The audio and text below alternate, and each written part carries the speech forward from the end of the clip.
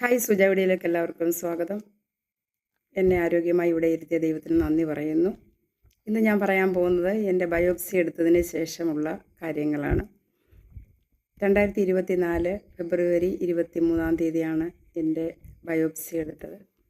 അതിനുശേഷം ബയോപ്സി ഒക്കെ എടുത്ത് കഴിഞ്ഞ് ഞങ്ങൾ വീട്ടിൽ വന്നതിന് ശേഷം പെട്ടെന്ന് സ്റ്റെപ്പ് കയറി ഇങ്ങോട്ട് റൂമിനകത്തോട്ട് കയറിയപ്പോൾ എനിക്ക് ബ്ലീഡിങ് ഉണ്ടായി.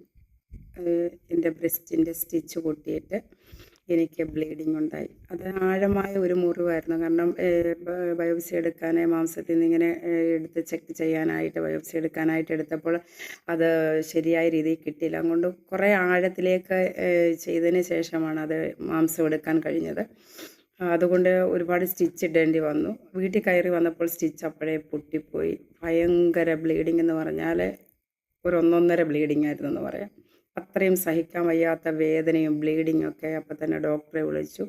വീണ്ടും ഞങ്ങളെല്ലാവരും കൂടെ പോയിട്ട് ഓപ്പറേഷൻ തിയേറ്ററിൽ ഡോക്ടറിനെ കയറ്റി അതിൽ ഇങ്ങനെ കരണ്ട് വഴി എല്ലാം മുറിവിനെ കരിച്ചു. എന്നിട്ട് ബ്ലീഡിങ് നിന്നില്ല. ഭയങ്കര ബ്ലീഡിങ്, ബ്ലഡ് ഷീറ്റുമായിരുന്നു. അത്രയും ബ്ലീഡിങ് എൻ്റെ ശരീരത്തിൽ നിന്ന് പോയി.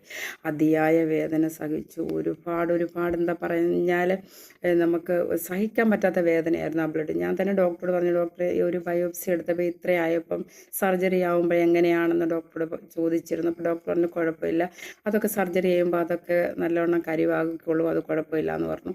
അങ്ങനെ വേദന സഹിച്ച് എല്ലാം കരണ്ട് വഴി എല്ലാം നമ്മുടെ ആ മുറിവിനെ എല്ലാം കരിച്ച് അതിനെ എല്ലാ രീതിയിലും നല്ല രീതിയിൽ ചെയ്തതിന് ശേഷം അവിടെ 2 ദിവസം അഡ്മിറ്റായതിന് ശേഷം വീട്ടിൽ വന്നതിന് ശേഷമുള്ള ഓരോ ദിവസവും ആ മുറിവ് പഴുക്കാനിടയായി.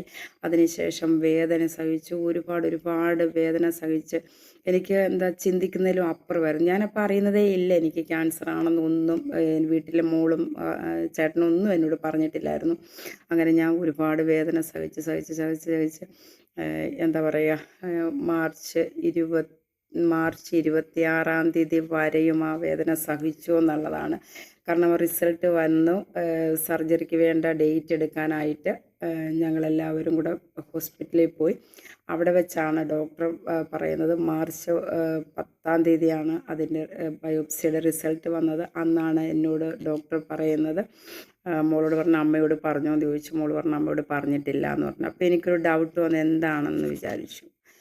അപ്പോഴാണ് ഡോക്ടർ പറഞ്ഞു, എനിക്കൊരു കാര്യം പറയാനുണ്ട്, വിഷമിക്കല്ല, ചിന്തിക്കുക. അപ്പോഴേ എനിക്കെന്തോ ഒരു ടെൻഷൻ പോലായി. വിഷമിക്കില്ലെന്നൊക്കെ പറഞ്ഞപ്പം ഞാൻ പറഞ്ഞു, ഡോക്ടർ എന്നോട് പറയൂ, എനിക്ക് കുഴപ്പമില്ല, എന്നോട് പറയൂ എന്ന് പറഞ്ഞപ്പോൾ പറഞ്ഞു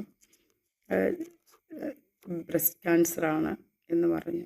സത്യം പറഞ്ഞാൽ ആ നിമിഷം എനിക്ക് എന്താ ചെയ്യേണ്ട, കരയത്തില്ലെന്നൊക്കെ ഡോക്ടറോട് പറഞ്ഞെങ്കിലും പെട്ടെന്ന് കേട്ടപ്പോൾ തന്നെ എനിക്കൊരു വിഷമം വന്നു. കാരണം ഞാൻ ഓൾറെഡി 2 സർജറി ചെയ്ത് കഴിഞ്ഞാണ്. എനിക്ക് തൈറോയിഡിൻ്റെ പ്രശ്നം വന്നു. അങ്ങനെ സർജറി ചെയ്തു. അതിനുശേഷം ലിഗമെൻറ്റ് മാറ്റി വെച്ചു. അങ്ങനെ സർജറി ചെയ്തു.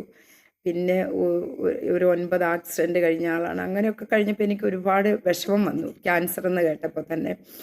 അതിനെ എങ്ങനെ ഓവർകം ചെയ്യുമെന്നുള്ള ചിന്തയാണ്. അന്ന് മുതൽ മാർച്ച് 26 വരെയും എനിക്ക് ഭയങ്കര ടെൻഷനാണ്. കാരണം ഈ ബയോപ്സി എടുത്ത മുറിവും കരിഞ്ഞിട്ടില്ല, മുറിവ് പഴുത്തു.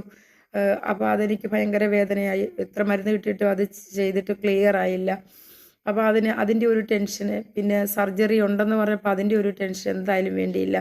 ഈ ഫെബ്രുവരി 23 മുതൽ മാർച്ച് 26 എൻ്റെ സർജറി. മാർച്ച് 25 രാത്രി വരെയും പ്രാർത്ഥനയായി.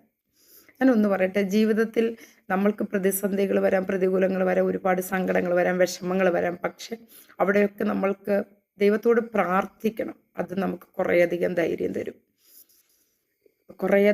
നമ്മളെ മനസ്സിനെ ഒരു പാകപ്പെടുത്തി എടുക്കാനുള്ള ധൈര്യം നമുക്ക് ദൈവം തരും.